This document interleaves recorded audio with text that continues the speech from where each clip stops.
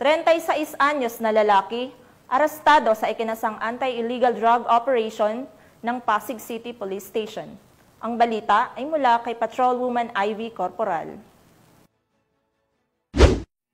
Naaresto ng mga operatiba ng Pasig City Police Station Drug Enforcement Unit ang isang lalaki sa ikinasang operasyon laban sa ilegal na droga sa barangay Pinagbuhatan, Pasig City. Kinilala ng Pasig Police ang sospek na si alias Gabriel, 36 anyos at naninirahan sa barangay Pinagbuhatan sa Pasig City. Nasamsam ng pulisya kay alias Gabriel ang 2 gramo ng hinihinalang shabu na may malaking halaga.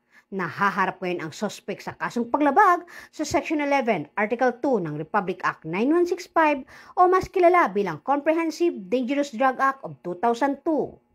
Mula dito sa Camp Bagong Diwa, Bikutan, Taguig City, ako po ang inyong PNN correspondent, Patrolwoman Ivy Corporal, alagad ng batas, tagataguyod ng Balitang Pulis.